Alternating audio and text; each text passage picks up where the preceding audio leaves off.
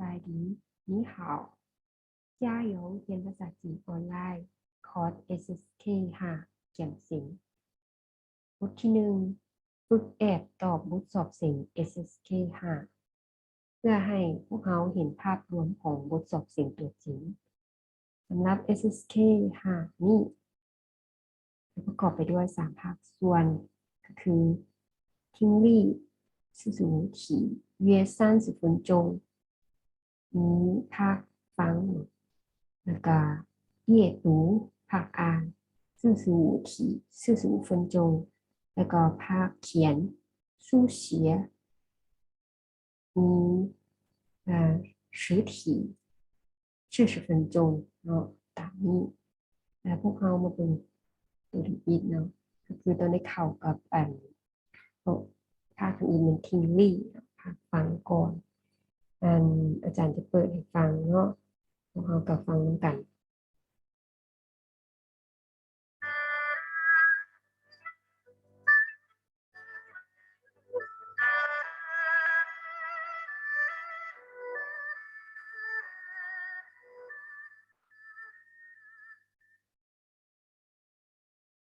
大家好，欢迎参加 HSK 5级考试。大家好，欢迎参加 HSK 5级考试。大家好，欢迎参加 HSK 5级考试。HSK 5级听力考试分2部分，共45题。请大家注意，听力考试现在开始。第1部分，第1到20题，请选出正确答案。现在开始第1题。1，下雨了，出门时别忘了带伞。放心吧，忘不了。难的是什么意思？มาเบิ่งเนาะคำถามที่1เขาแบบพยายามที่เบิ่งคำตอบเพื่อจะได้ก่อนที่เวลาเขาเจ้ากำลังมีเสียงเพลงแล้วว้าวเนาะมันออกคำตอบมาก่อนเขาก็เบิ่งคำตอบก่อนเพื่อจะเดาได้ว่าเพิ่นจะถามเรื่องหยังคือนี่เนาะเขามาเบิ่งบทเพิ่นเนาะเมื่อกี้เพิ่นจะเว้านี้จะเป็นผู้หญิงเว้าก่อน下雨了出门时别忘了带伞ฝนตกแล้วเวลาออกจากบ้านอย่าลืมแต่อันนั้นเนาะเอาพันห่มไปผู้ชายเห็นว่าต้องเป็นห่วงลืมดอกนั่นคำถามคนนึงนั้นแต่ชื่อ什么意思ผู้ชายเห็น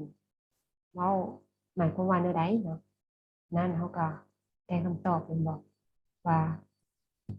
เอามาอ่านเบิ่ง雨快停了ฝนหยุดเสาตกแล้ว主逼你们他会带伞的เราเราต้องได้เอาคันห่มมาแน่นอนเอาคันห่มมาแน่นอนตัวซี่เมนถ้า不出去了เราออกไปแล้วดีเมนถ้าไม่有雨伞เราบ่มีคันห่มฉะนั้นคำตอบที่ถูกต้องก็คือ他会带伞的เนาะเราก็ต้องออกมาแน่นอนเพราะว่าเราว่าว่างผู้เหลียวเนาะค่อยชื่อรถค่อยบ่ต้องเป็นห่วงมันค่อยออกมาแน่นอนเนาะวันนี้มาเบิ่งตัวต่อไป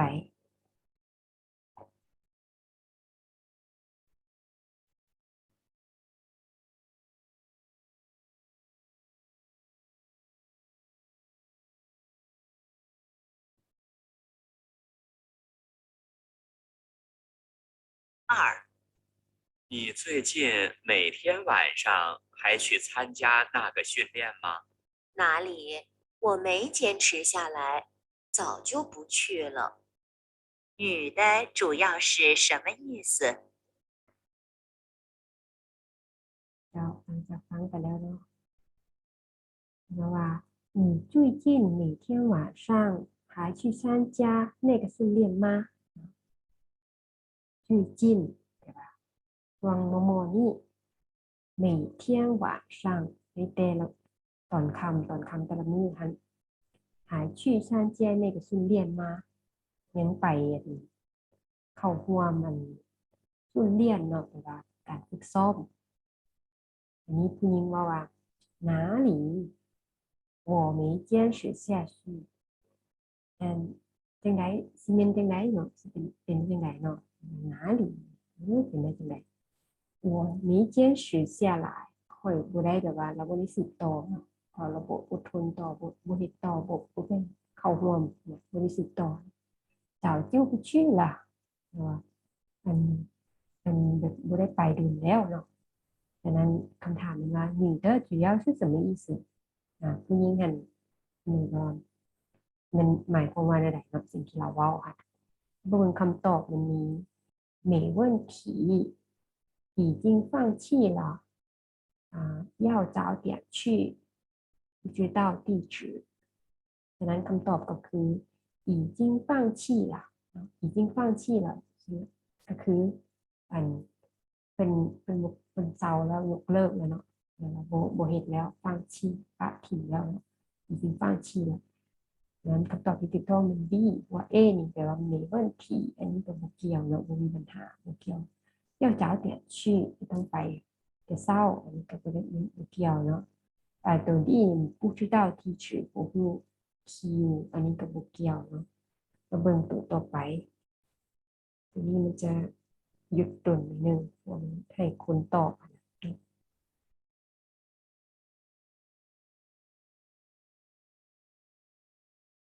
มันข้อที่3เนาะมันเป็นช่วงที่แบบเขาหลังจากมา感谢您出席今天的宴会，希望今后我们能加强合作。谢谢你们的招待，相信我们的合作会更愉快。对话最可能发生在什么时候？เพื่อความง่ายเนาะอาจารย์เพื่อความเข้าใจง่ายขึ้นอาจารย์จะเน้นเปิดตัวนี้ให้เบิ่งเลยเนาะเพื่อเขาจะได้เข้าใจไว้ขึ้นแต่ว่าหลังจากนั้นเขาก็ต้องได้ซ่อมเนาะซ่อมฟังหลายๆก็ฟังไปเรื่อยๆจนลืมตัวนี้เป็นเขาซ่อมเบิ่งเข้าใจความหมายก่อนเนาะอันนี้คือว่าการเสียหนีลูกฉี今天的宴会นะขอบใจว่าเจ้าเขาห่วมงานแบบว่างานกลางคืนเนาะจะเป็นงานแบบคล้ายคืองานปาร์ตี้งานอย่างเนาะที่เป็นทางการ宴会希望今后我们能加强合作หวังว่าในอนาคตพวกเขาจะได้นั้นข้อมือกันหลายขึ้นผู้ชายก็ว่าเสียเสียเหมือนเจ้าได้ขอบใจพวกเจ้าที่ว่าให้การต้อนรับเนาะ相信我们的合作会更愉快เชื่อว่านี้การร่วมมือของพวกเขานี่จะแบบว่าจะแบบว่าดีนะแบบว่าราบรื่นเนาะ愉快แบบว่าแฮปปี้ดีเนาะไม่มีปัญหาฉะนั้นคำถามว่า对话最可能发生在什么时候ในบทสนทนานี้มันความเป็นไปได้มันจะแบบว่าเกิดขึ้นในเวลาใดในช่วงใดเรื่องข้อ3นี้宴会结束ก็คือเวลาปาร์ตี้งานกลางคืนนั้นมันหมดเนาะมันแบบว่ามันจบแล้วมันแล้วงานมันจบแล้วB มัน庆祝生日庆祝生日ก็แปลว่าเฉลิมฉลองวันเกิดแต่ตัว C นี่มัน商业谈判เนี่ยแบบว่าพวกแบบ谈判นี่เหมือนกันเจรจา商业ในเรื่องการค้าเจรจาการค้าขายแต่ตัวนี้经常送行เนาะ经常送行แปลว่าบนเดินเงินเนาะที่ว่ามีการก็จะไปส่งคนเดินทางเนาะส่งเดินเนาะมีกับเกี่ยวเลยฉะนั้นเป็นไปได้ที่สุดก็คือ A เนาะ宴会结束เนาะ宴会结束งานปาร์ตี้เป็นได้มีการแบบว่าจบสิ้นเนาะเดี๋ยวจะเสียสลายก็จบแล้วเราก็จะต้องขอบใจเนาะนั่นจะเป็น A 宴会结束บ่ได้เนาะยากปานใด มาเบิ่งตัวต่อไปเลย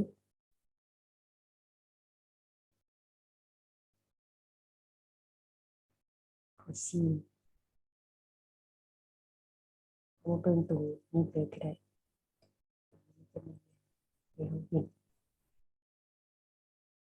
四，最近你怎么老在单位吃饭呢？我们家那位出差了，我一个人也懒得做。谁出差了？ อันนี้เนาะว่า最近你怎么老在单位吃饭最近แปลว่าตอนโมนี้你怎么老在单位เราคือว่ามาเรื่อยๆเนาะเหล่าใจเรื่อยๆอย่างเหล่าใจ单位มันบนโฮเฮ็ดเวียกเนาะชื่อฟ้านะเนี่ยก็คือแบบกินข้าวอยู่โรงการเลยแล้วมีเห็นเพราะว่า我们家那位出差了ผู้นั้นบุคคลผู้นั้น我们家那位การแล้วคนในครอบครัวเราผู้นั้นนะซึ่งหมายถึงสามีเราเนาะจะคนสนิทหนึ่งเขาจะเป็นว้าวเจซี่เนาะ我们家那位出差了สามีเราหันได้ไปตั้งแขวงเนาะไปเลือกไปที่เรียกตั้งแขวงหรือไปต่างประเทศ出差我一个人也懒得做เวลาเรากินผู้เดียวเลยเนาะอยู่ผู้เดียวแล้วเราก็แบบข้ามเหตุเรากินผู้เดียวเราก็เลยโมโหนะดังนั้นอ่านคำถามมันเป็น谁出差了เนาะว่าพระเจ้าอันตัวนี้มันให้เขาทดสอบเขาว่า我们家那位เป็นหมายความว่าอะไรเนาะดังนั้นก็จะถามว่า谁出差了มันจะมีคำตอบของมันว่าเจ้าให้เนาะถ้าป้าพ่อของนางพ่อของเราเนาะ他妈妈ของเราตัวแม่เนาะ他丈夫他孩子เนาะ孩子ลูกของเราถ้าฉะนั้นคำตอบมัน他丈夫ผัวของเราสามีของเรา他丈夫เบิ่งต่อไปเลยเนาะข้อ5第五题มันเบิ่งตรงนี้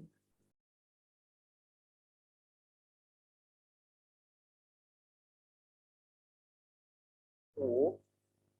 你不是说7点之前给我电话吗？对不起，飞机晚点了，降落时就已经7点半了。男的为什么没有给女的打电话？你的英语的ว่า你不是说7点之前给我电话吗เจ้าเป็นว่าวานก่อน7 โมงจะโทรหาข่อยบ่แต่ว่า对不起ขอโทษ飞机晚点了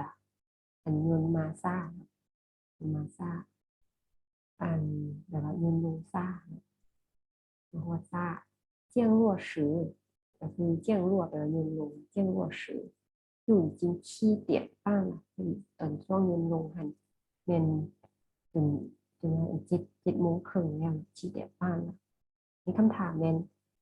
的为什么没有给女的打电话เป็นอย่าง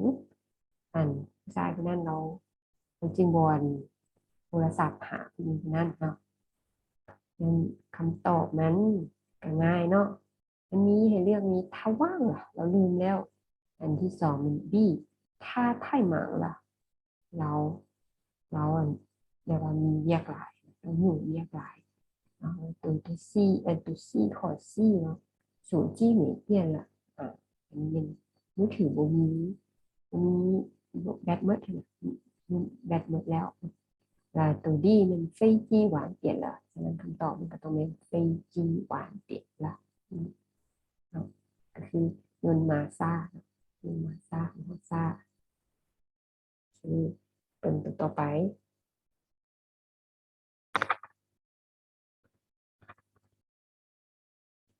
ข้อ6ที่ดูทีสามารถอ่านตัวนี้ก่อนก็ได้เนาะเบิ่งก่อนเบิ่งเอาหูบอกคำศัพท์ตัวนี้六，小姐，我们可以坐这儿吗？对不起，3号桌已经有人订了，您这边请可以吗？对话最可能发生在什么地方？什么地方ลองเดากันก่อนเนี่ยอาจารย์จึงจะตอบเนาะเอาเบิ่งว่าให้เวลาเดาเลือกแล้วบอกเนาะเลือกแล้วเนาะนี่มาเบิ่งงาน小姐เป็นสาวเนี่ยก็จะเป็นสาว小姐แล้วพวกพนักงานก็จะเป็น小姐我们可以坐这儿嘛ของเขานั่งอยู่นี่ได้บ่ยืนยันเราว่า对不起3号桌已经有人订了啊ขอโทษเนาะกันโต๊ะเบอร์3มันยัง有人订了有人订了มีคนจองแล้ว您这边请可以吗เจ้าเชิญท่านไปทางนี้ได้บ่เนาะบนนี้ได้บ่เนาะบนนี้ได้บ่เนาะแต่ว่าตุ้ยขั้วนี่บทสนทนานี้มันอาจจะเกิดขึ้นอยู่ใน最可能发生在什么地方เกิดขึ้นสถานการณ์ในนี่เกิดขึ้นอยู่ในบอนใดเนาะเหตุการณ์นี้มันจะเกิดขึ้นในสถานที่ใดเนาะดังนั้นคำตอบก็คือปั้นเตี้ยนเนี่ยบอกตาตุ้ยกันมาเนาะตาตุ้ยปั้นเตี้ยนแปลว่าห้านอาหารเพราะว่ามันมีการจองดิมีการจองโต๊ะถึงการเฮาจ้วนเนาะไว้จริงติ้งแล้วก็เดาเลยว่ามันต้องเป็นปั้นเตี้ยนที่เรียกว่า学校กับโบเมเนาะ商场โบเมเนาะเป็นพวกการ地铁พวกรถใต้ดินสถานีรถใต้ดิน地铁โบเมนั้นคำตอบก็เป็นข้อ B เบิ่งตัวต่อไปเนาะถูกเจ็ดเบิ่งตัวเจ็ดเนาะเปิดเลยเจ็ดเนาะเบิ่งตัวแรกตัวเกี่ยวกับวันที่เดือนปีอย่างนี้แหละเขาต้องมีฟัง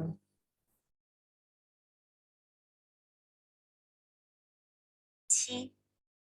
今天已经3月15号了，那个调研报告什么时候可以完成？下个月中旬应该可以。男的打算什么时候完成报告？女的ผู้หญิงว่าว่า今天已经3月15号了มื้อนี้เป็นเดือน3ที่15เดือน3แล้วเนาะ那个调研报告แปลว่าบทที่แบบว่าเรียกว่าบทวิเคราะห์อย่างเงี้ยเป็นบท报告เนี่ยเป็นบทรายงานก็เข้าใจบทรายงานพวกเขาจะไปเที่ยวแยนไปจุดกำข้อมูลเนาะนี้เป็นมื้อใดนี่什么时候可以完成มื้อใดสิแล้วเนาะเวลาใดตอนมื้อใดสิแล้วอันนี้ผู้ชายเราว่า下个月中旬应该可以เพราะว่าเดือนหน้ากลางเดือนหน้า中旬แปลว่ากลางเดือน下个月中旬กลางเดือนหน้าน่าจะ应该น่าจะ可以น่าจะแล้วมีคำถามหนึ่งงาน都打算对吧อันแบบว่าวางแผนว่ากะว่า打算什么时候完成报告เนาะผู้ชายนะเพิ่นมันกะว่าเพิ่นที่แล้วอันบทรายงานนี่มื้อใดตอนใดเนาะนั้นมันมีคำตอบเพิ่นให้คำตอบเอามัน3月初เป็นต้นเดือน3 3月15号3月15号เป็นบ่มันก็บ่แม่นเนาะ3月15号มัน今天已经3月15号了เป็นบ่นี่4月中旬เนาะ4月底เป็นบ่4月底แปลว่าอันท้ายเดือน4เนาะ3月初ต้นเดือน3อันนี้ฉะนั้นคำตอบมันต้องเป็น4月中旬เป็นบ่เพราะว่าเป็น下个月ตอนเดือนนี้เป็น3月เนาะ3月下个月中旬แล้วเดือนหน้าก็เป็นเดือนนี้มันเดือน3เดือนต่อไปเดือนหน้าก็คือเดือน4เนาะฉะนั้นเป็น4月中旬สมมติมันกำลังออกเนาะเวลาเซ็นโดยเฉพาะพวกเวลานี่เขาก็ต้องนี่ฟังไว้โลดมันต้องฟังคักๆมัน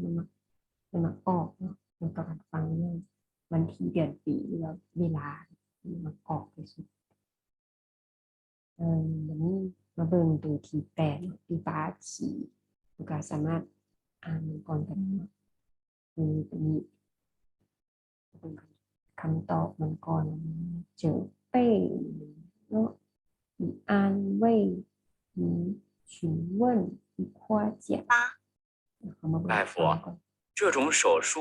大概需要多长时间？你别紧张，10分钟就好了。女的是什么语气？ว่ามาเบิ่งว่า大夫他说这种手术大概需要多长时间这种手术แปลว่าผ่าตัดว่าผ่าตัดอันนี้มันจะต้องใช้เวลาโดนปานใดอันนี้ที่ตอบว่ามีเปียจริงจังเจ้าบ่ต้องแบบว่ากังวลหรือว่าย่านกลัวอะไรแบบนั้นแต่ว่ารู้สึกแบบว่าย่านนะเนาะย่านนะมันคิดไปก่อนกังวลเนาะ10分钟就好了อีก10 นาทีก็แล้วนะแล้วก็ถามว่า问你的是什么语气เนาะแต่ว่าอันผู้หญิงเนาะแต่ว่าเป็นอารมณ์เป็นอะไรเนาะฟังเสียงเว้าคำเว้าเป็นมีลักษณะอะไรเนาะซึ่งมันมี8 เนาะ8ข้อที่8นี้มีคำตอบเดียวมีเอเจอเป้เจอเป้นี่แปลว่าเนาะเว้าใส่เนาะเจอเป้เว้าใส่หมายถึงอ่านตำหนิติเตียนเจอเป้เนาะแบบว่าเอาสิ่งที่บดีของเจ้ามาเว้าเจอเป้แล้วเจ้าเป็นคล้ายคือวิจารณ์เนี่ยเนาะวิจารณ์มันกระตุ้นบี้นี่อ่านเว้ยอ่านให้แบบว่าเป็นปลอบใจให้กำลังใจอย่างเนาะอ่านเว้ยตุซี่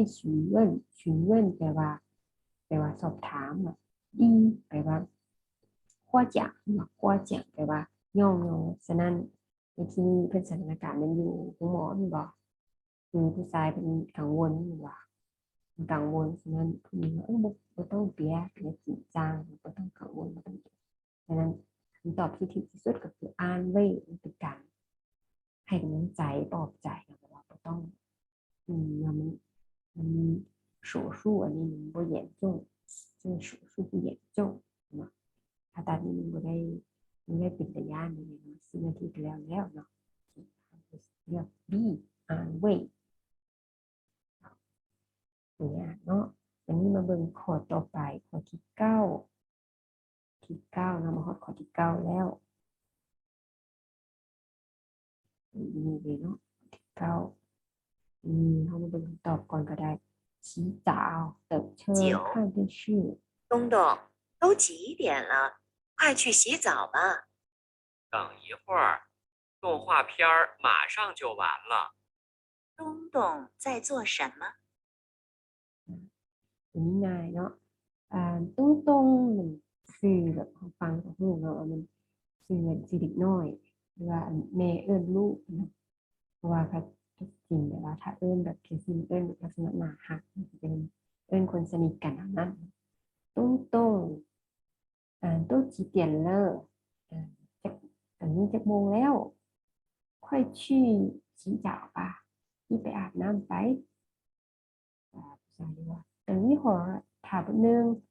动画片马上就完了动画片นี่แปลว่าการ์ตูนนะ马上ใกล้จะ就完了ใกล้จะแล้วก็จะเบิ่งก็จะหมดแล้วนะเดี๋ยวเรากำลังเบิ่งกันการ์ตูนเนาะการ์ตูนกำลังจะเบิ่งหมดแล้วคำถามมันตุ้ง在做什么คำบน洗澡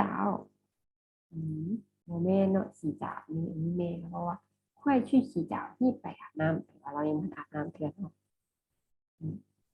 等车ระบบเดียวเนาะ等车นี่ก็บ่ได้ท่ารถเนาะ看电视เราเนี่ยคำตอบมันก็เป็น看电视เราเบิ่งการ์ตูนเราเบิ่งโทรทัศน์คือว่ารายการการ์ตูน看电视电视แปลว่าโทรทัศน์洗衣服ก็บ่แม่นเนาะ洗衣服มันตักเครื่องตอนนี้ก็บ่แม่นเนาะเกี่ยว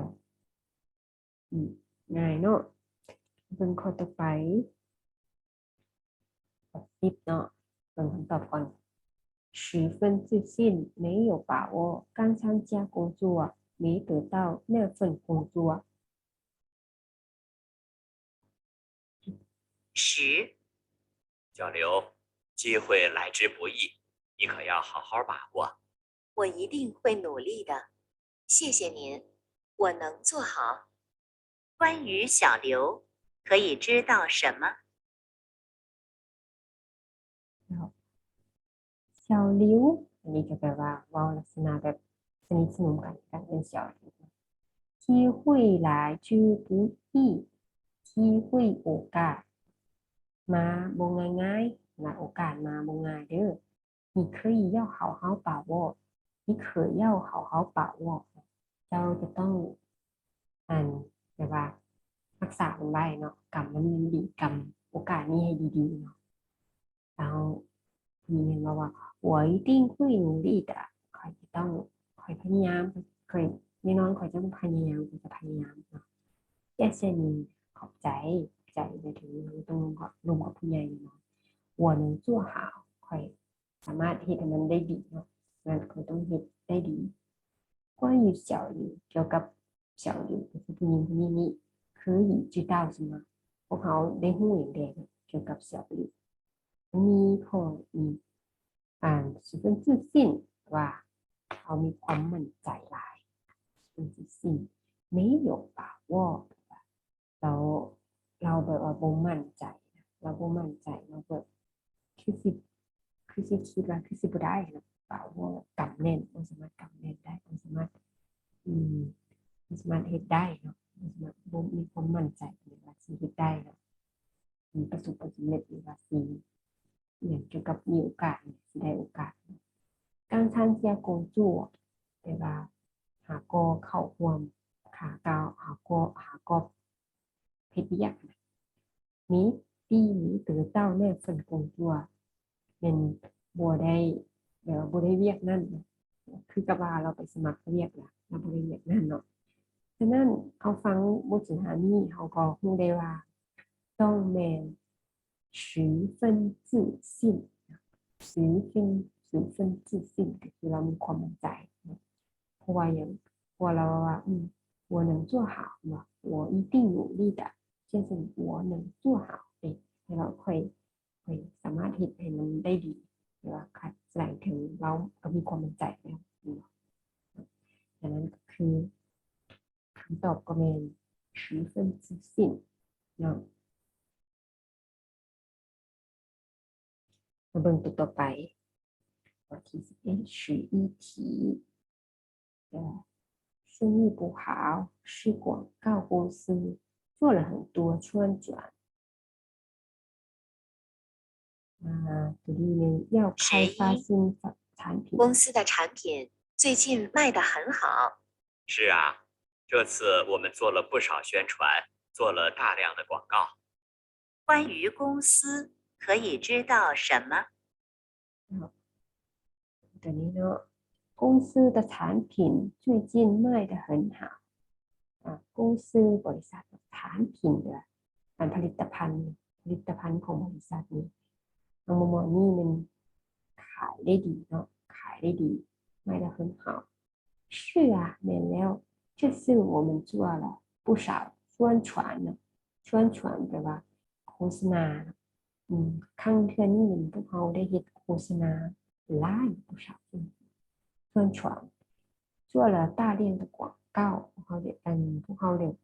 宣传แปลว่า宣传กับ广告นี่กันมันค่อนข้างใกล้กันเนาะใกล้เคียงกันคือเป็นการเผยแพร่宣传นี่แปลว่าเรียกว่าเผยแพร่ซะอย่างนี้เนาะแล้วทีนี้เรามาย้ำอีกนะ做了大量的广告แล้วก็เป็นโฆษณามีโทรทัศน์บอลแจกใบปลิวไปได้แบบนี้เนาะ关于公司可以知道什么เกี่ยวกับบริษัทนี้พวกเขาสามารถรู้ได้อย่างใดเนาะ生意不好แม่นบ่生意不好บ่งานธุรกิจเขาจะบ่ดีชิป广告公司มันเป็นบริษัทโฆษณาอันนี้ก็บ่ฮู้เนาะแม่นบริษัทเนี่ยจะมีแต่ว่า产品เนี่ย做了很多宣ชวนฉวนชวนแปลว่าเย่าอันเฮ็ดอันโฆษณาเผยแพร่หลายแต่ตัวนี้มันเย่า开发新产品กำลังสิเฮ็ดจะเฮ็ดอัน开开新开发新产品กำลังสิเฮ็ดอันเป็นผลิตภัณฑ์ใหม่เนาะฉะนั้นก็บ่แม่นเนาะเพราะว่าเราเฮ็ดไปแล้วมันโฆษณาไปแล้วพระเจ้าเฮ็ดไปแล้วโฆษณาไปแล้วเนาะบ่แม่นอีอันซึ่งอีผู้หาเนาะเป็นไปบ่ได้เพราะว่าเราเว้าแล้วว่าเราขายได้ดีเนาะเป็นบริษัทอ่าของเก่าของซื้อบ่อันนี้ก็บ่ได้เว้าถึงเนาะดังนั้นคำตอบที่ถูกต้องก็คือ是做了很多宣传นะโฆษณาหลายเนาะอันตัวหลักมันเป็นผู้ชายนี่เนาะว้าวนี่เป็นผู้ชาย宣传ข้อ12เป็นคำตอบก่อนเลยเนาะต่อ你下午要开会今天不是星期三女的在提醒男的不知道要开会ต้องเบิ่งมันต้องเกี่ยวกับ12今天是星期三吧？差点忘了，今天下午还要开会。多亏你提醒，要不我也忘了。从对话中可以知道什么？那么今天是星期三吧มื้อนี้เป็นวันพุธแม่นบ่差点忘了今天下午还要开会差点เกือบว่าว่างละลืมแล้วมื้อนี้ตอนบ่ายมีประชุม开会ตัวคุยมี提醒ก็ยังดียังใครเนาะตัวคุยมี提醒เจ้าแบบว่าแจ้งเตือนบอกเตือนนะแจ้งเตือน提醒要不我也忘了สั้นค่อยก็ลืมแล้วเนาะ从对话中可以知道什么จากการสนทนานี้เราสามารถพูดได้ถึงอีกเนาะก็มี下午要开会ตอนบ่ายนี่มันจะมีประชุม今天不是星期三มันมีบ่แม่นวันพุธนี่ก็บ่แม่นเนาะมันมีบ่แม่นมันเป็นวันพุธ女的在提醒男的หญิงเนี่ยมันกำลังแจ้งเตือนเลยว่าเตือนบอกว่าบอกผู้ชายเนาะบอกผู้ชายเนาะเตือนแจ้งเราผู้นะหนานเตอร์ผู้ที่เต้า要开会ผู้ชายเห็นบ่ฮู้ว่าจะมีประชุม下午要开会不下午要开会不差点忘了今天下午还要开会下午要开会女的在提醒男的今天是星期三吧差点忘了今天下午还要开会下午要开会今天不是星期三เพราะ下午要开会ตอนบ่ายมีประชุม你的在提醒男的แม่นบอก你的在提醒男的คือแม่นมันกำลัง提醒เตือนผู้ชายเนาะเตือนผู้ชายนั่นบ่แม่นเนาะบ่แม่นเพราะว่ามันผู้ชายเตือนผู้หญิงเนาะเป็นผู้ชาย今天是星期三吧差点忘了今天下午还要开会แล้วอันนี้เราแบบคิดกับผู้ชายเบ้าลอยๆไปเนาะว่ากับเรื่องอันนี้เขาอันนี้มันพูดเขามีตอนแรกเขามีประชุมพอดีขอบใจได้ที่เตือนใครได้เจ้าเตือนเจ้าอันยกขึ้นมาเนาะเพราะฉะนั้นเขาก็ว่าลืมเนาะว่างฉะนั้นบ่แม่นผู้ชายบ่แม่นผู้หญิงเนาะเป็นผู้เตือนเป็นผู้ยกขึ้นมาเป็นผู้ชายฉะนั้นตัวซีบ่ถูกฉะนั้นก็คือ下午要开会เป็นA下午要开会ดูที่13เนาะที่13题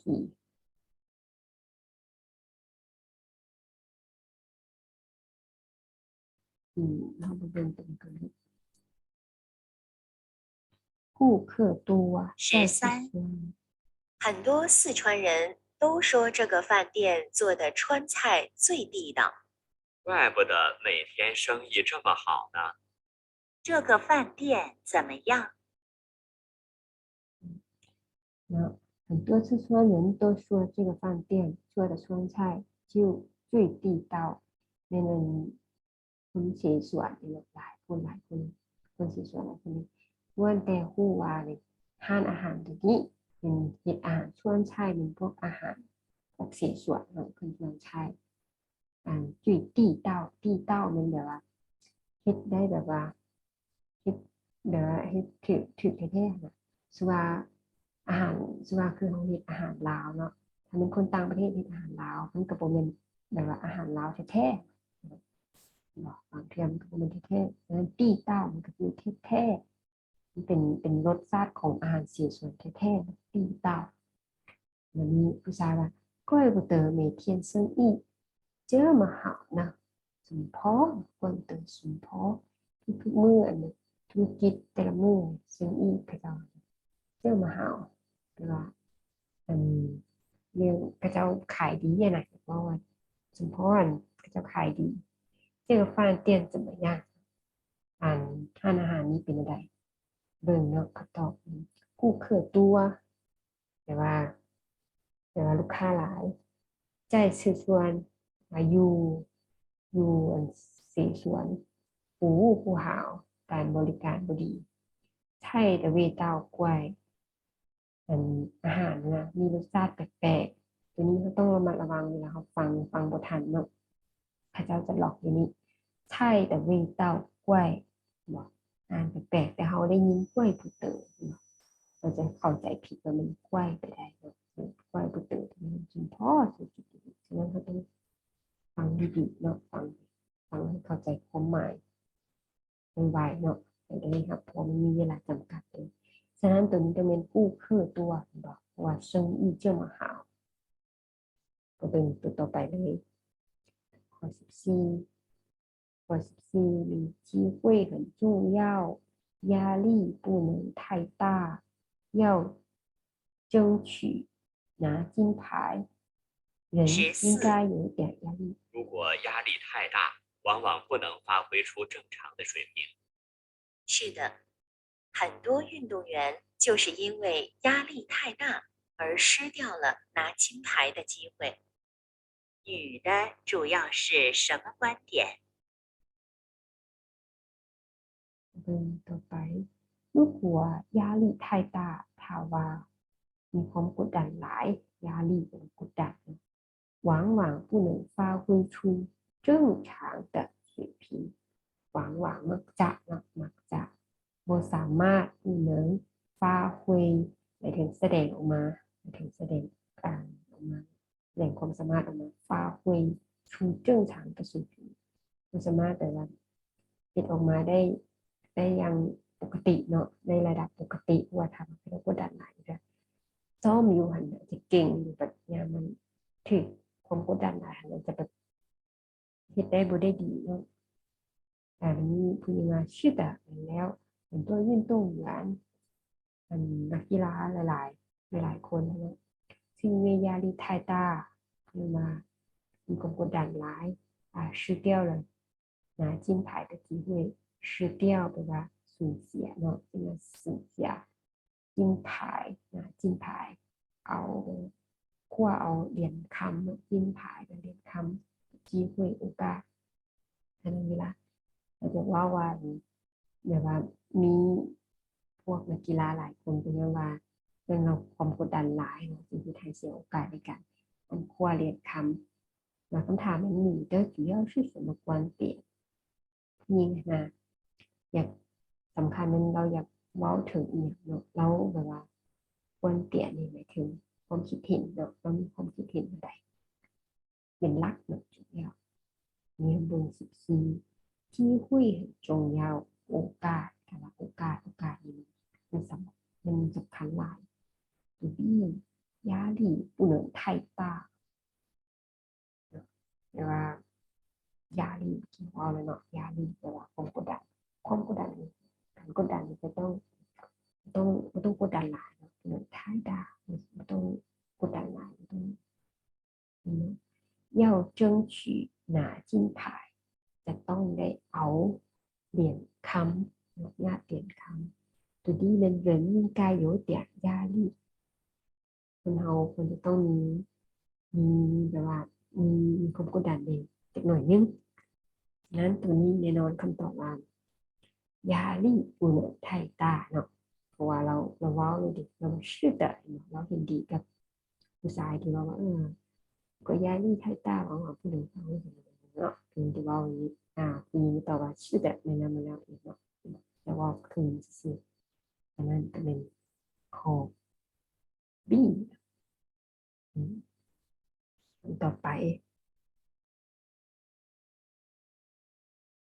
ข้อ1515，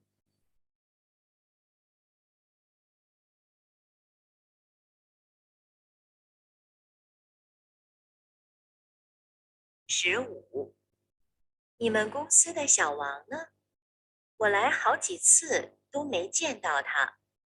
他早就辞职了，听说现在在银行上班。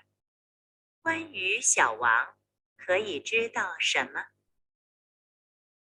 你们公司的小王呢นินทาเนาะอยู่ในบริษัทของจะอันเท่าเสี่ยวหวังเป็นใจเป็นผู้หญิงผู้ชายเนาะเสี่ยวหวังเป็นไปใส่แล้วบริษัทของเจ้าอันเท่าเสี่ยวหวังอยู่ในบริษัทเจ้านะสมมติว่าเป็นเท่าอันเสี่ยวหวังอยู่ในบริษัทเจ้าเป็นไปใส่แล้ว我来好几次都没见他ลืมไปเนาะมันเสี่ยวหวังนี่เป็นผู้ชายท่าเพิ่นมาหลายครั้งแล้วก็บ่เห็นแล้วใจแต่ว่าถ้าจะเอาจะ辞职了辞职แปลว่าลาออกแล้ว辞职听说现在的在银行上班ได้ยินว่าเดี๋ยวนี้ปิดเรียกอยู่ธนาคาร关于小王可以知道什么กับ小王พวกเราสามารถรู้อย่างใด15นี้迟到了มาซา退休了แปลว่าออกบำนาญแล้วเรียนบำนาญแล้ว换工作了เปลี่ยนเรียก当演员了ไปเป็นนักแสดงดังนั้นมันเป็นข้อซี่เนาะเปลี่ยนเรียกแล้วเดี๋ยวนี้เราไปอยู่ยินหางแล้วไปเรียกอยู่ยินหางแล้วโอเคเนาะมาดูข้อต่อไปตั้งใจฟัง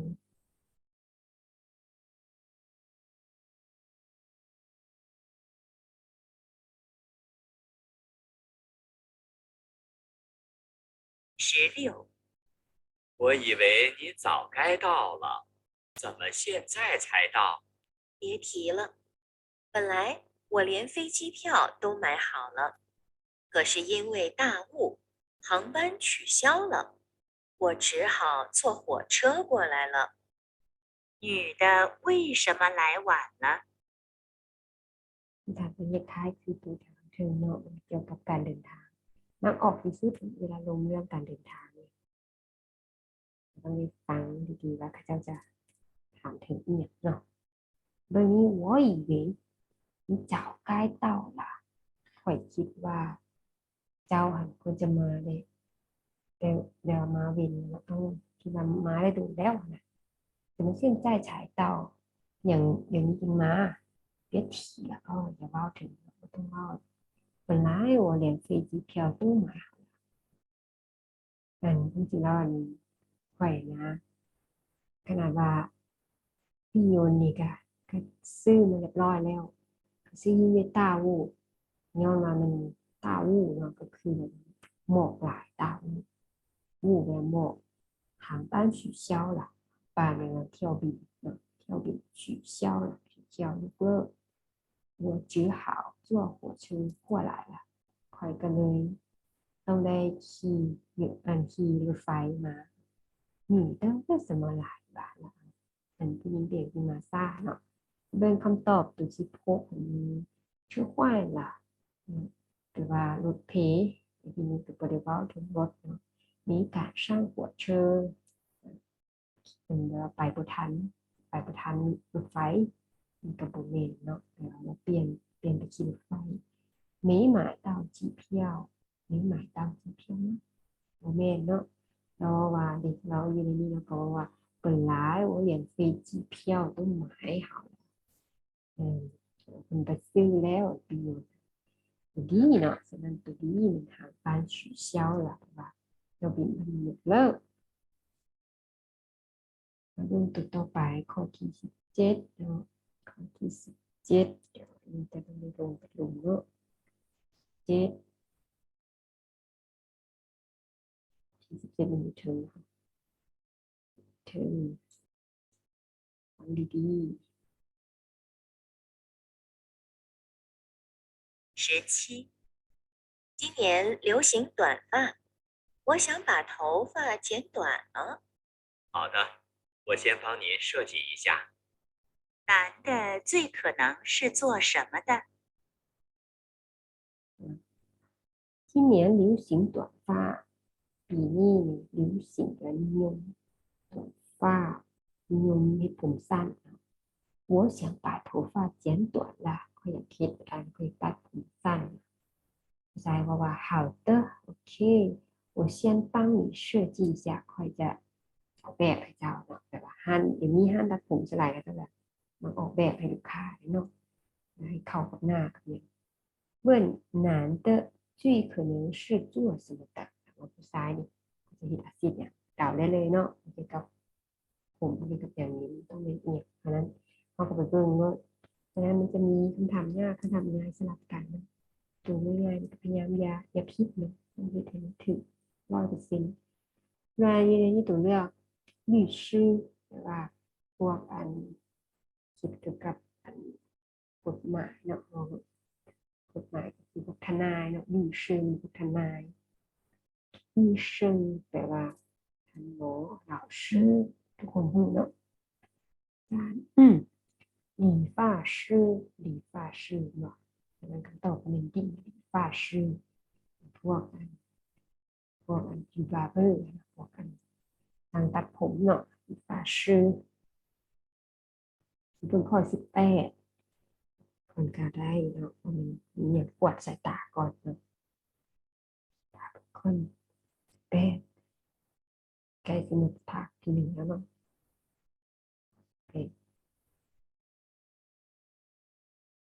18，算了，我早饭不吃了。那怎么行？早饭不吃，营养跟不上，会影响健康的。女的认为男的应该怎么做？นั่นเหรอยาแหละมาจากบ้านชื่อล่ะยาแหละตอนเช้านี่เขาสิบกินแล้วเขาเช้าเขาบกินแล้วน่าจะมาสิ่งจะเป็นอะไรเนาะได้อะไรเนาะอาหารจากบ้านผู้ชื่ออาหารเช้าบุกินอาหารเช้ายิงอย่างเกินผู้สร้างแบบว่ามันก็เป็นสิบทับลุงมันก็ได้เนาะเราเกินผู้สร้างไม่影响健康的มันจะเฮ็ดให้มีผลต่อสุขภาพหรือ影响มีผล女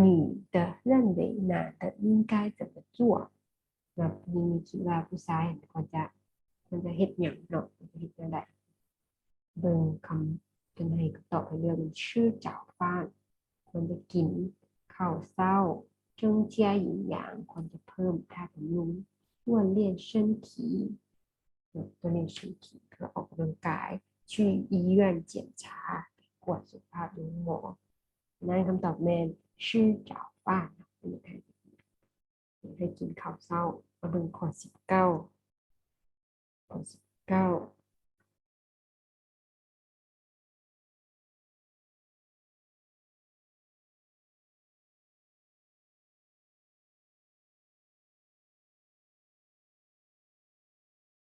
1919，你们的产品确实挺好的，只是价钱上能不能再便宜些？你们想要多少？如果数量多的话，价格当然可以再商量。男的是什么意思？เรียนนี้กันว่า你们的产品确实挺好的ผลิตภัณฑ์ของพระเจ้าเองมันก็ขับซับมันก็วนไปวนมานี่แหละเนาะแล้วนี่ก็เห็นว่าฐานผินเนาะอันนี้ก็มีอีกฐานผินผลิตภัณฑ์ของพระเจ้านี่确实แท้ๆเนาะ确实挺好的มันก็ดีแท้ๆเนาะ只是价钱上แต่ว่าเรื่องราคา价钱上能不能再便宜一点อันนั้นได้บ่เนาะมันถือกว่านี้ได้บ่เนาะ你们想要多少เจ้าอยากได้เท่าใด如果数量多的话ว่าเขาเจ้าอยากได้ผลิตภัณฑ์อยากได้สินค้าหลายนะ这个当然可以在上面ราคานี่ก็สิลดลงหมดแต่แบบว่าหมายถึงว่าเขาล้มกันใหม่ได้นะล้มกันอีกได้นะใจช่างเนี่ยอาจารย์อีกได้นะเอาหลายกับสิบให้ประมาณนี้难的是什么意思ได้หมายความว่าในใดเนาะ质量非常好คุณภาพดีหลาย以后再说吧แล้วจึงเล่ากัน这个可以再谈แต่ว่าเรื่องราคานี่สามารถลงกันใหม่ได้现在没有产品ปัจจุบันนี้เนี่ยบ่มีผลิตภัณฑ์นี้แล้วตัวนี้มันให้ระวังเนาะมันเขาอาจจะลังเลระวังมีโคใจชัวไปแล้วจึงเว้ากันกับเจียเกิดขึ้นใจฐานในที่นี้เราจะเว้าถึงเจียเกิดขึ้นใจฐานราคาจะต้องสามารถล้มกันใหม่ได้เนาะว่าอีโคใจชัวไปแล้วจึงเว้ากันกับมันก็ยังบ่ถึงกับถึงประเด็นแท้ๆเนาะประเด็นแท้ๆมันโคซี่เนาะตรงนี้อย่างนึงมันตรงนี้มันโคซี่มันสัดจริงถึงประเด็นที่สุดอันนี้โคซาวข้อสุดท้ายของภาคที่หนึ่ง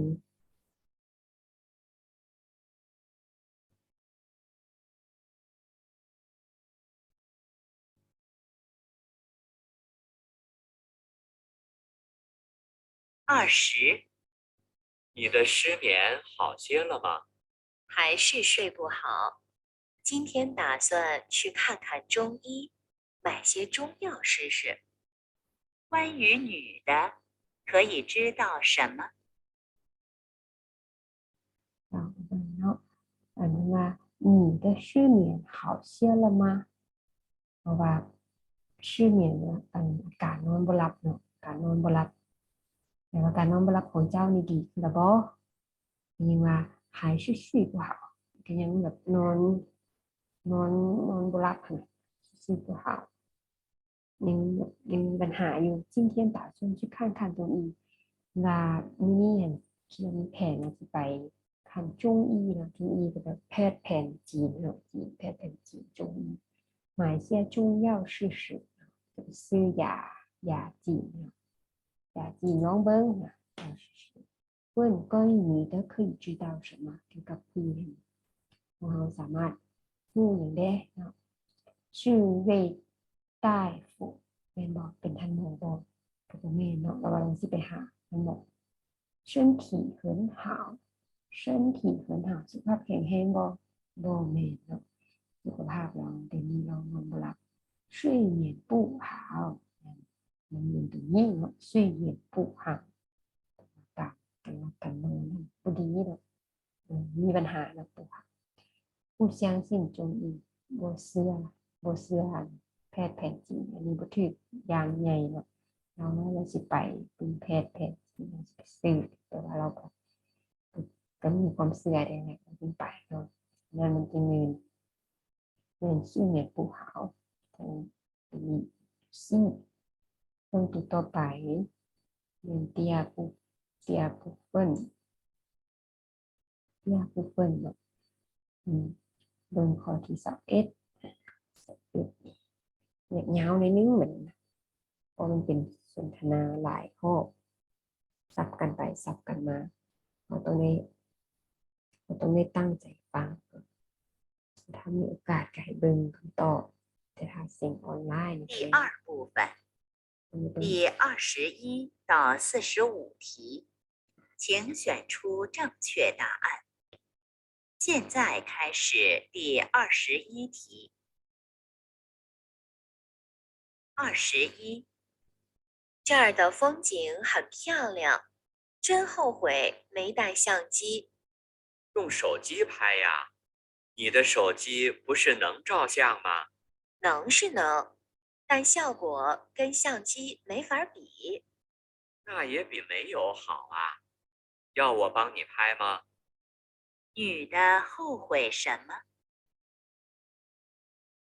เป็นลักษณะของผู้หญิงผู้ชายล้มกันเท่าไหร่ถือว่ามีทุกอันเนาะผู้หญิงผู้ชายล้มกัน你呢这儿的风景很漂亮วันนี้นี่มีอัน風景มันเหมือนภาพแวดล้อมบ่อยหมายถึงแบบบรรยากาศโอ้ยภาพเนี่ยแถวๆนั้นแบบสถานที่เนาะ风景很漂亮เนี่ยน้ำซื้อคู่หวยหนีใต้เสียงจริงรู้สึกอันแบบว่าเสียดายรู้สึกกินแหนงที่แบบไม่ได้เอา相机也แปลว่ากล้องเนาะกล้อง用手机拍啊在มือถือถ่ายดิ你的手机不是能照相吗ไม่ถึงเจ้าบ่เป็นถ่ายขึ้นได้บ่ยิงว่า能是能ก็ถ่ายได้อยู่但效果跟相机没法比นะมันแบบเป็นแบบว่าประสิทธิภาพอย่างมันบ่โทรอันกล้องนะในมือถือกับกล้องเนี่ยหน้า你能没有好啊ภาษาว่าก็ดีกว่าบ่มีตัว要我帮你拍吗ให้ค่อยถ่ายให้บอก你的后悔什么นี่เงินเสียใจแล้วเนี่ยเนาะกินแหนงเรื่องอย่างเบิ่งเขาเอ็ดว่าเสียงที่ควายละเสียงที่ควายละกับแม่เนาะเสียงที่ไว้ควายแล้วมาในใต้เสียงที่ในใต้เสียงที่บ่ได้เอาเสียงที่มาเนี่ยบ่ได้เอาคนพบมา忘记带手机了อันนี้กับแม่เนาะมีมือถือลืมมือถือแม่手机不能照相กับแม่เนาะคำตอบก็คือมีใต้เสียงจี้บี้ลงตัวที่สองเลย第二都题32了第22题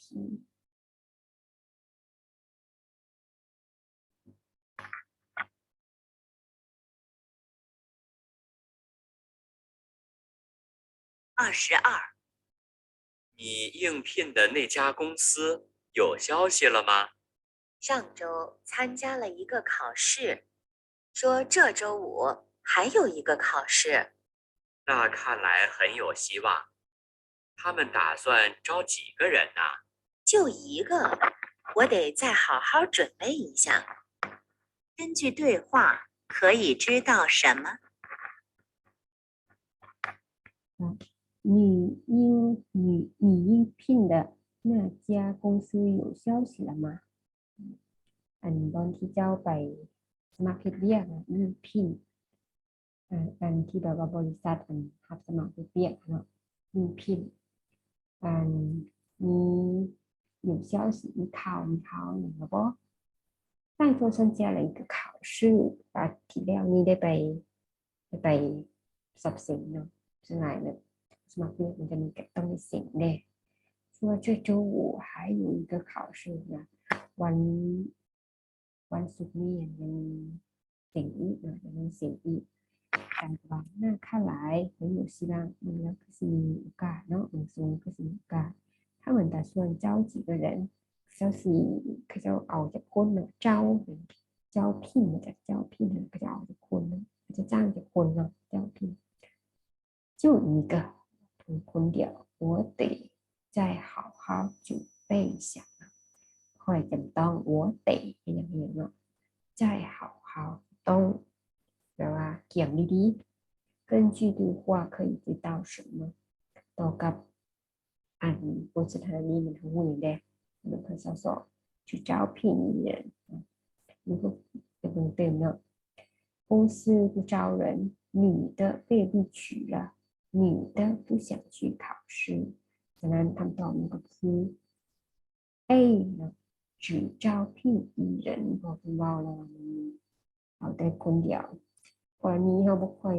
นึกชื่อกันเลยเนาะเขาอาจจะฆ่าออกอันตัวที่ว่ามันเป็นไปบ่ได้ก่อนแล้วลดอันความลังเลเนาะฉะนั้น公司不招人เนาะอันก็บ่แม่นเนาะบริษัทเขาจะเจ้า人เขาจะหักสมัครคุณ你的被录取了ก็บ่แม่นว่าอยู่หู้เลยยังเสียงอยู่นั่นอยู่女的不想去考试อันนี้ก็บ่แม่นคือว่าสิ好好準備考試นี่นะบ่เป็นไปบ่ได้เบิ่งตัว23เลย23 2323。先生，您好，您要办理什么业务？你好，我要存一些钱。好，请您先在这儿取一个号。对，就这儿。37号，我前面还有几个人？只有2位，请您坐这边稍等一下。他们现在在哪里？พอฟังเราก็ฮู้เนาะต้องคือกับ取票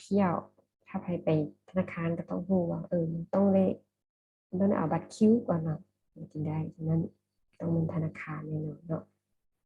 不ยาก你跟他银行商店电影院博物馆และหอพิพิธภัณฑ์电影院เป็นเงา商店แปลว่าร้านค้าเป็น银行พอเว้าเกี่ยวกับ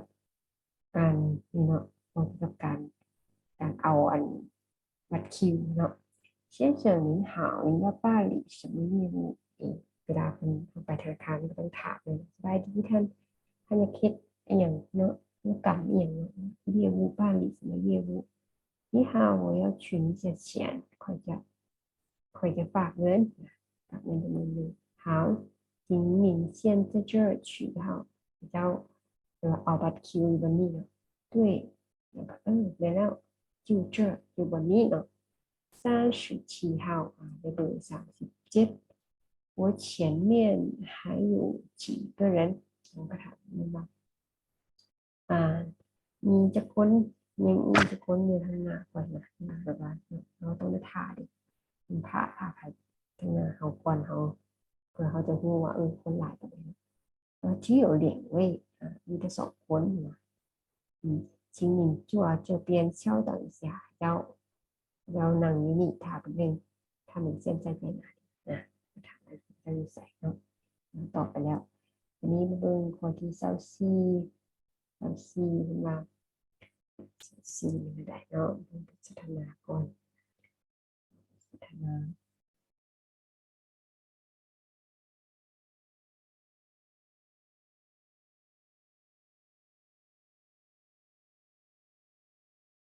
24。怎么办呢？刚才坐出租车的时候，我把包忘在车上了。什么？那你跟司机要发票了吗？要了，在这儿呢。那就好。发票上有出租车公司的电话，你现在就打。男的要给谁打电话？怎么办呢现在刚才坐出租车แปลว่า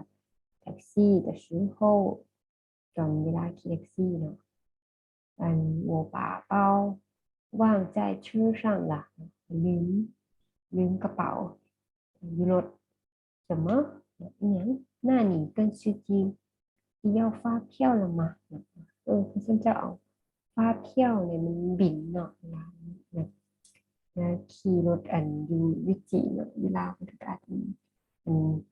ก็จะเดินหลังจากเขาไปฮอดแล้วเนาะก็จะมีฟ้าเที่ยวแบบบินเนาะเอาไว้ไปเข้มได้เนาะ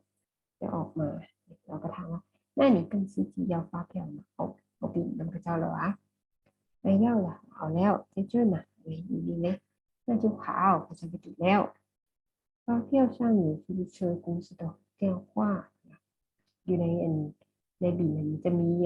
บริษัทของบริษัทที่เชิญบริษัทของแท็กซี่ว่าแท็กซี่มันจะมีบริษัทคุ้มครองอยู่บริษัทของอันไหนมีแท็กซี่หลายบริษัทมีเบอร์เขาเจ้าอยู่มีเส้นใจจะ打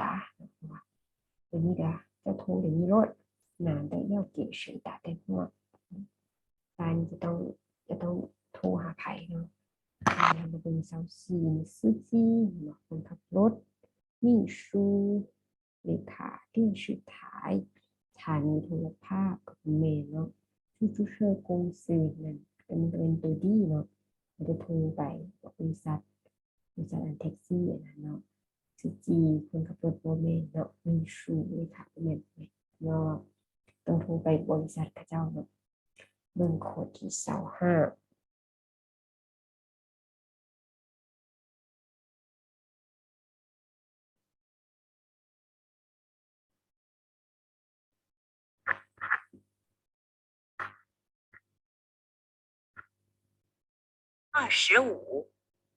喂，你最近是不是常去打排球？你怎么知道的？这几天我路过操场，有2次看到你在那儿打排球。怪不得。你什么时候有空，我们一起去打好不好？女的是怎么知道的？你是来了那喂，哎，你最近是不是常去打排球？ช่วงเดี๋ยวนี้เขามันไปมันมา打排球的吧？地板呢？地板？你怎么知道啊？都忽然来，就这几天我路过操场นะช่วง2-3มื้อมันนี่เคยแบบว่าย่างผ่าน路过操场แถวเดินบานนะ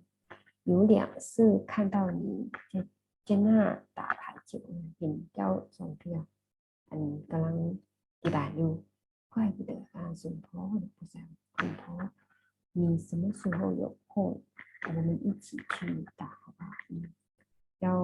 วางเวลาใดเนาะเมื่อไหร่เจ้าวางเราไปตีบาทกันดีบ่你的是怎么知道啊？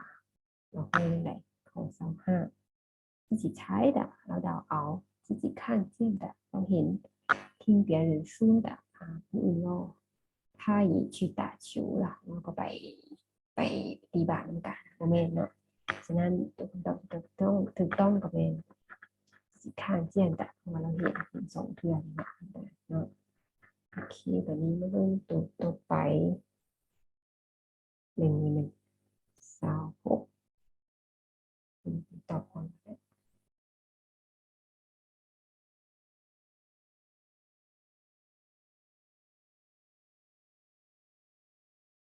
26，获得了今年的科技进步奖，您现在最想说的是什么？感谢大家对我的肯定与鼓励，没有大家的支持与帮助，我是无法取得这样的成绩的。那您最想感谢的人是谁？最想感谢的是我的家人。女的最想感谢谁？อยากขอบใจผู้ใดเบิ่งเนาะมันสนทนามัน获得了今年的科技进步奖获得มันได้รับ今年ปีนี้เนาะ科技ในด้านพวกวิทยาศาสตร์เทคนิคเนาะเทคนิควิทยาศาสตร์进步奖เราได้รางวัลที่แบบว่ามีเทคนิคที่ว่าก้าวหน้าเนาะมาเทคนิคก้าวหน้าเป็นรางวัลตัวนี้你现在最想说的是什么？เดี๋ยวนี้เจ้าอยากเล่าอย่าง感谢大家对我的肯定鼓励ขอบใจทุกคนที่ว่าแบ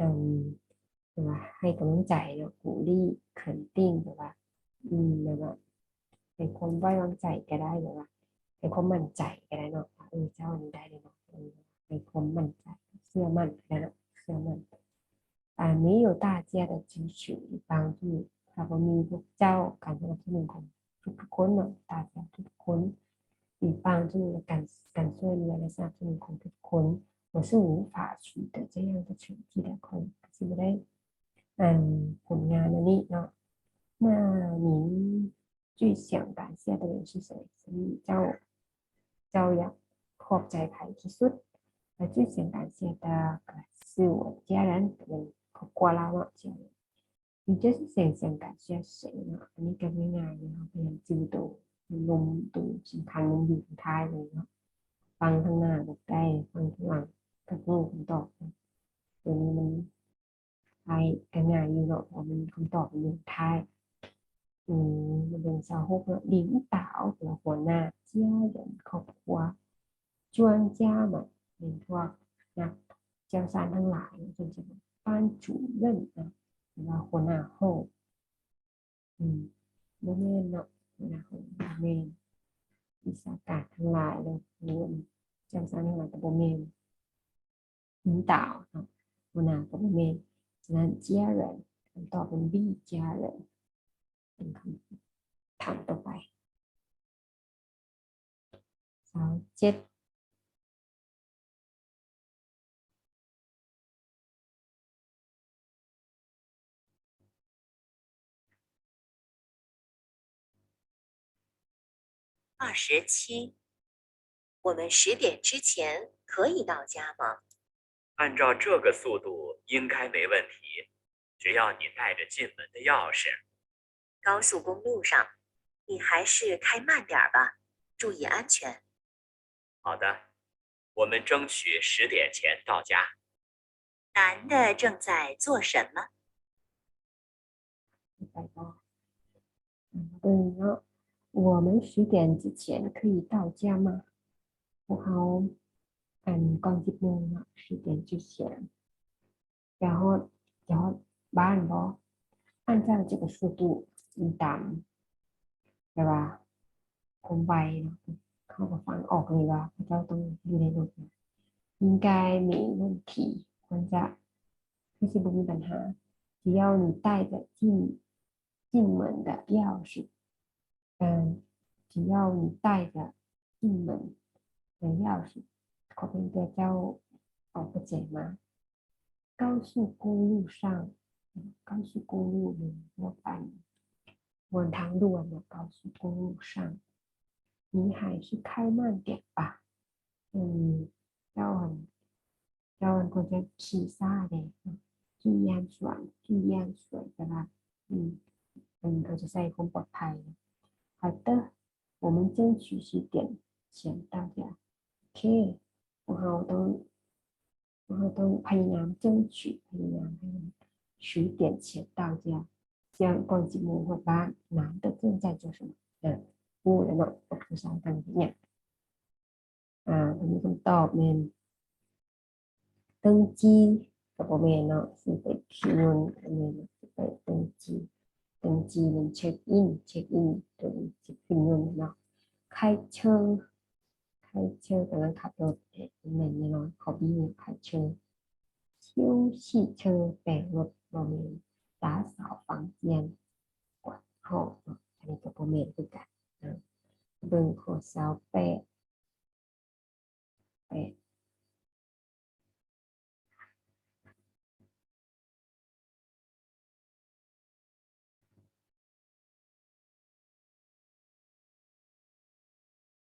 28，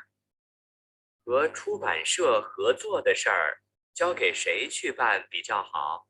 要我说的话，恐怕没有比刘洋更合适的人了吧？你确定？你觉得他合适？是的，我确定。他来公司都快5年了，我了解他的能力。根据对话，可以知道什么？你呢和出版社合作的是出版社นี่ก็เป็นสำนักพิมพ์หรือว่าข้อมูล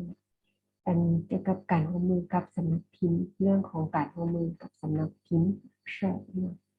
交给谁去办比较好จะมอบให้ใคร交给มอบให้ใคร交给谁มอบให้ใคร去办比较好จะดีเลยนะ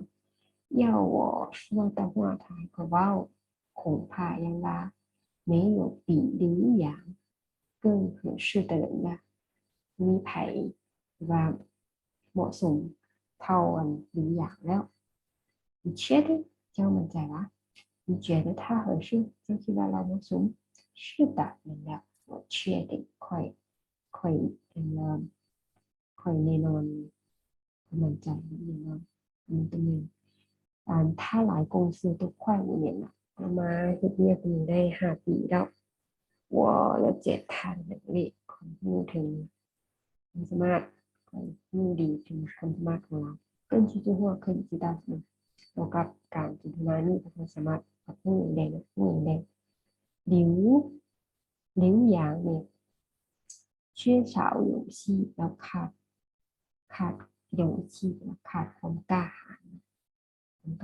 最近比较紧张เขาเจ้าหมายถึงบริษัทนี่เนาะว่ามีเรื่อง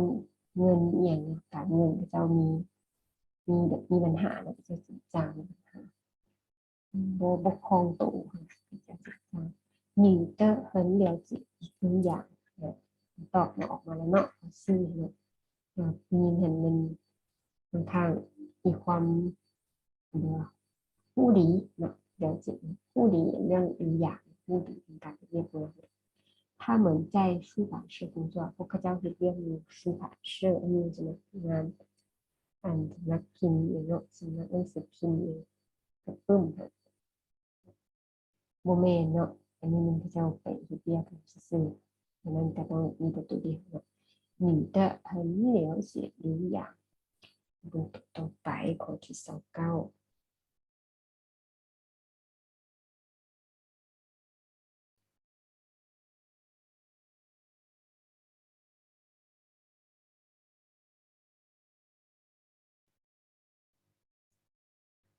2929，不用送了，赶紧回去吧，家里还有别的客人呢。没关系，已经出来了，就送到公交站吧。没想到你还会做饭，而且味道很好。在这方面我还是有自信的。那个麻辣豆腐做得好吧？关于男的，下列哪项正确？不用送了ไม่ต้องไปส่งก็ได้นะ赶紧回去吧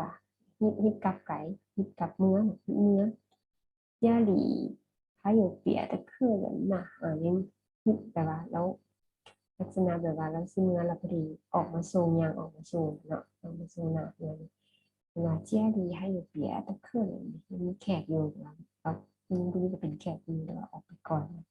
家里还有别的客人นะผู้ชายบอกว่า没关系已经出来了มันเป็นอย่างนี้อะไรก็ออกมาแล้ว就送到公交车站吧กับกับเดี๋ยวว่าต้องไปส่งเพราะ公交车站公交站เนี่ยเป็นบนรถแบบป้ายรถนี้เนาะ没想到你还会做饭มันคิดบ่ถึงเลยว่าเจ้าสามารถเฮ็ดอาหารเป็นเนาะแต่งกินเป็น而且味道很好那个รสชาติก็ดีอีกแต่แซ่บอีก在这方面我还是有自信的ในเรื่องการกินอาหารนี่เพราะว่าเรายังรู้สึกว่าเรามีความมั่นใจในเวลาที่ได้那个麻辣豆腐做得好吧麻辣豆腐เนาะมีแบบพวกเขาจะคั่ว豆腐เป็นว่าเต้าหู้เนาะคั่วเต้าหู้ใส่เป็นหม่าล่าเนาะหม่าล่าเป็นรสหม่าล่าของแต่ว่าทั้งหุ่นทั้งเผ็ดเนาะหลายคนก็เคยสิได้กินเนาะใส่หม่าล่าช่วยละ好吧เป็นอะไรแซ่บบ่หัวเต้าหู้ใส่หม่าล่า关于男的เกี่ยวกับภาษานี่下列哪项正确เนาะมีตัวใดเนาะที่ว่ามันถูกต้องนะ A มัน会做饭เฮ็ดอาหารเป็น B 没带现金บ่ได้เอาเงินมาบ่ได้เอาเงินสดมา喜欢滑冰มักมักขี่ไอสเก็ตเนาะบอกไอสเก็ตเนาะ是个工程师เป็นพวกวิศวกรเป็นวิศวกรดังนั้นตัวที่ถูกต้องก็แม่นผู้จั่วฟ้าสามารถเฮ็ดสามารถแต่งกลิ่นได้แต่งกลิ่นเป็นเบิ่งตัวต่อไป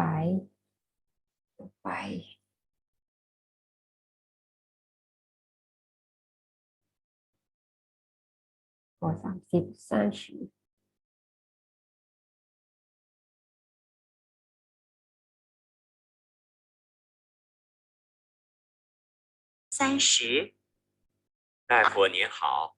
我妻子的情况怎么样？手术很成功，她恢复得很快，过2天，下周1、2就可以出院了。太好了，太谢谢您了。不客气。他妻子什么时候可以出院？大夫您好，สบายดีท่านหมอ我妻子的情况怎么样เนี่ยของข่อยเป็นอะไรเนาะสภาพอากาศเนาะเป็นอะไรสูสู้ของสงกงสูสู้นี่ออกมาอีกแล้วเนาะเกี่ยวกับสูสู้เกี่ยวกับการผ่าตัดมีประสบผลสำเร็จดีเนาะรับเรื่องดีทั้งฟูด很快เนาะแล้วแบบว่าแล้วดีขึ้นไวเนาะดีไวขึ้นกับสภาพมาเป็นแบบเดิมดีไวขั้วเหรียญเทียนอีก2 มื้อเสี่ยโจอีอาโบเป็นวันจันทร์วันจันทร์วันค้างหน้าค่ะ就可以出院了ก็สามารถออกหมู่ได้แต่ว่า太好了ไอ้ดีแท้มันจะเป็นดีเนาะ太谢谢你了ขอบใจทั้งหลายขอบใจท่านหลาย不客气ไม่ต้องเกรงใจบ่เป็นหยังหนักนะ其实什么时候可以去院ตรงนี้มันก็ต้องฟังดีๆเรื่องเวลาเรื่องมื้อเรื่องวันต้องฟังดีๆเป็นอะไรเรา明天มื้ออื่น下周一二2周后2 อาทิตย์แบบนี้เนาะตรงนี้เป็นเฮ็ดให้เราสับสนเนาะเหรียญจูโฮกับกัวเหรียญเทียนนี่เฮ็ดให้เราสับสนได้ฟังเหรียญกันเหรียญจูโฮ下个月เหรียญหน้าให้มันลงกับเป็นล็อกให้มันลงกับ下周กับ下个月เนาะเวลาเราฟังคักๆเนี่ย下周一二เนาะ下周一二มันก็เป็นคำตอบของมันเลยเนาะ B นะ B ซึ่งข้อที่31